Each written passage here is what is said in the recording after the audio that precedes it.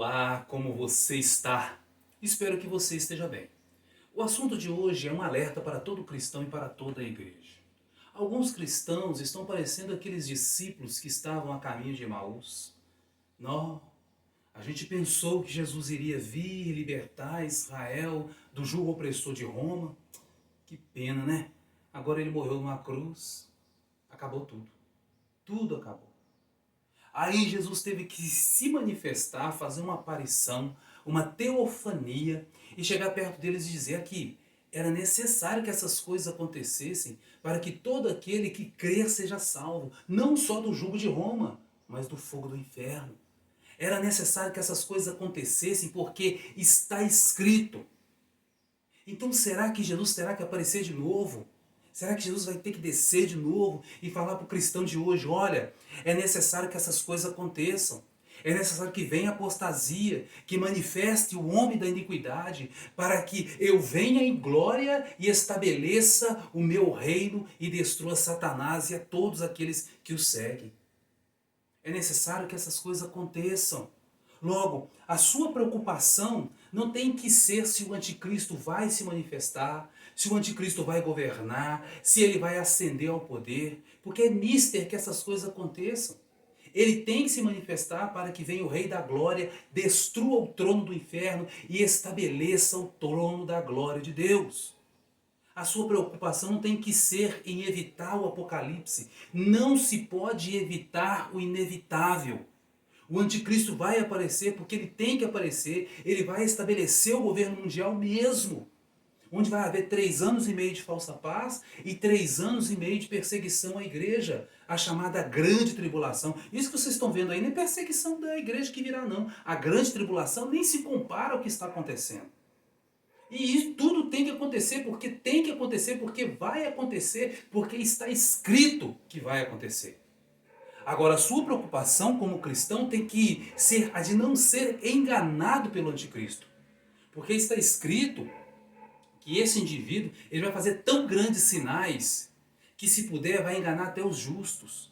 A sua preocupação tem que ser se você está ou não se conformando com esse mundo. Se você está mantendo um caráter santo e irrepreensível.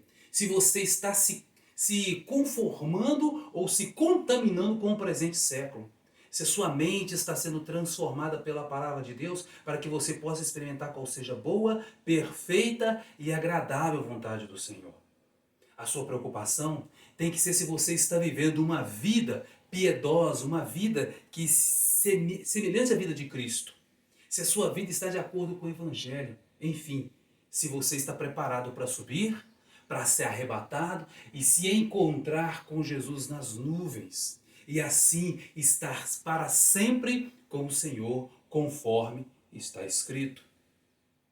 Esta deve ser a minha, a sua preocupação. A nossa preocupação como cristãos e filhos de Deus é se nós estamos cumprindo literalmente o que está escrito na palavra de Deus, como está escrito aqui em Colossenses, no capítulo 3, que diz assim: portanto, já que vocês ressuscitaram com Cristo, procurem as coisas que são do alto, onde Cristo está sentado à direita de Deus.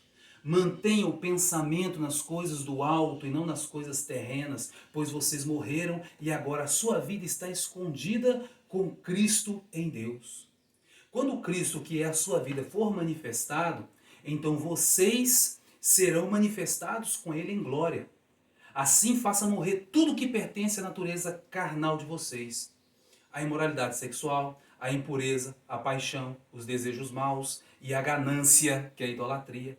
É por causa dessas coisas que vem a ira de Deus sobre os que vivem sobre a desobediência, os quais vocês praticavam no passado, quando costumavam viver nelas.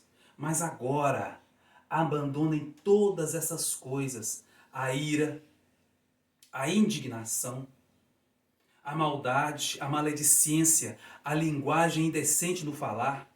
Não mintam uns aos outros, visto que vocês se despiram do velho homem com suas práticas e se revestiram do novo, a qual está sendo renovada em conhecimento à imagem do Criador. Portanto, como povo escolhido, santo, amado de Deus, revistam-se de profunda compaixão, bondade, humildade, mansidão e paciência. Suportem-se uns aos outros, perdoem as queixas que tiverem uns contra os outros, perdoem como o Senhor perdoou. Acima de tudo, revistam-se de amor, que é o elo perfeito.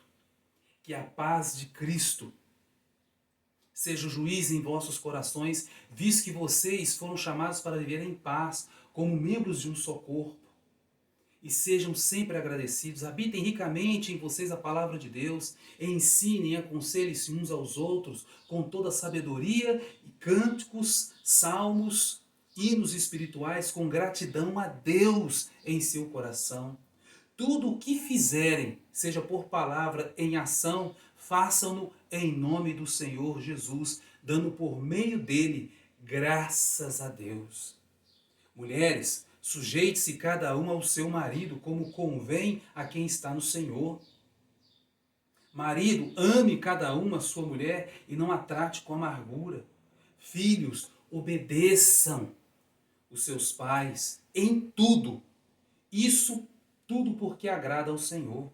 Pais, não irritem os seus filhos para que vocês não os desanimem. Servos, obedeçam em tudo os seus senhores terrenos, não somente para agradá-los, quando eles estão observando, mas com sinceridade de coração, pelo fato de vocês temerem ao Senhor.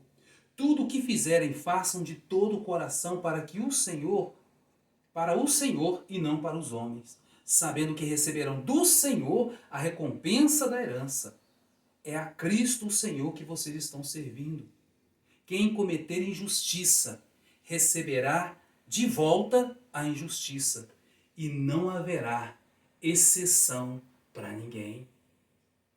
A prática da Bíblia deve ser a nossa preocupação, ou seja, se somos da turma dos que vivem o Evangelho genuíno e vai subir para a glória, ou se somos da turma que quer atualizar a Bíblia para adequá-la ao mundo, ao presente século, e vai ficar. Porque o Evangelho genuíno é aquele que mata o nosso eu, que chama o pecado de pecado, que nos leva para a cruz e não adapta a Bíblia à realidade mundana. Infelizmente, o que temos visto por aí, gente, o que temos visto hoje, se não for a apostasia, é o início dela. Tanto as pessoas como a igreja em geral estão se conformando com o mundo, defendendo bandidos, aqueles que praticam mal, tendo-os como coitadinho, como vítimas, se conformando, escondendo, se omitindo e até defendendo quem faz o mal, se conformando com o roubo, se conformando com o homicídio, com o adultério, com a rebeldia. E não só se conformando, mas ocultando estes e outros pecados dentro da igreja. Infelizmente, são essas coisas que nós estamos vendo acontecer.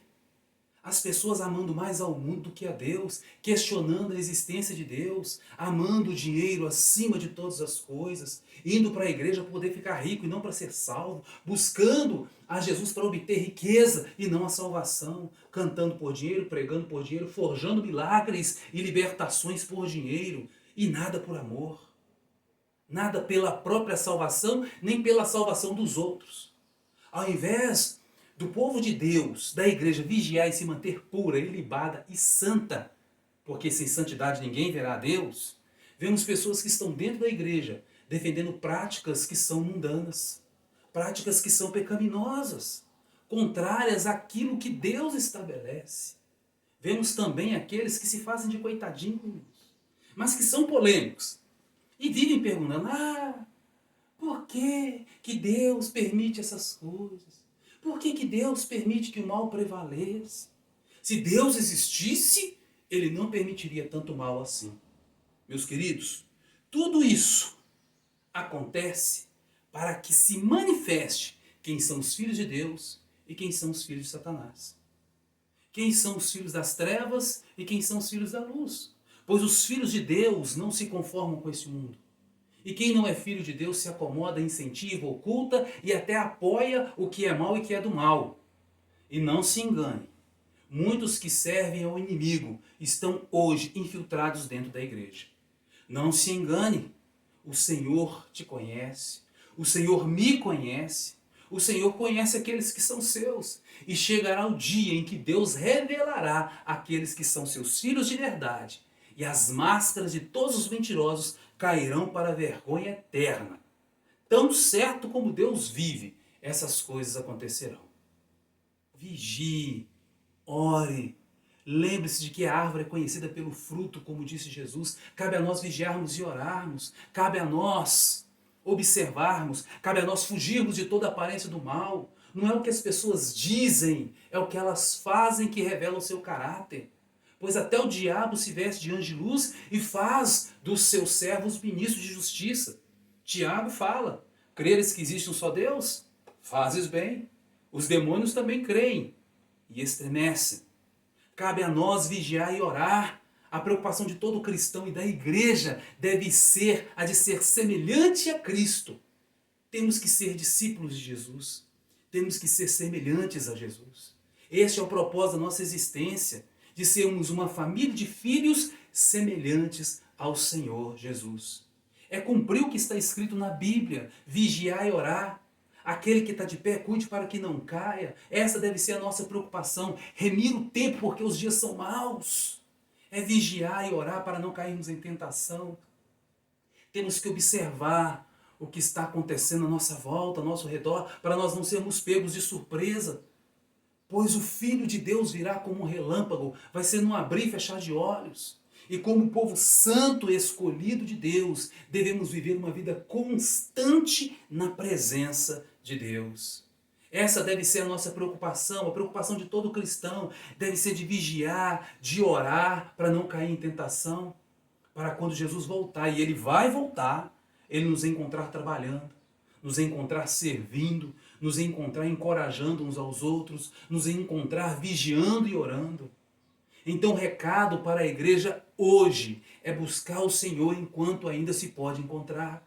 É buscar o Senhor enquanto Ele ainda está perto. O recado é: deixe o homem o seu caminho mau e se converta. Volte-se para o Senhor dos exércitos, o Deus Todo-Poderoso que criou os céus e a terra. Este é o recado de Deus, tanto para a igreja como para os incrédulos. Busque ao Senhor enquanto ainda há tempo, enquanto ainda se pode encontrar, e obedeça aos seus mandamentos. Vigiai, orai, perseverai no caminho de Deus, estejam sempre alertas e mantenha sempre viva a esperança. Que Deus te abençoe e até o nosso próximo encontro.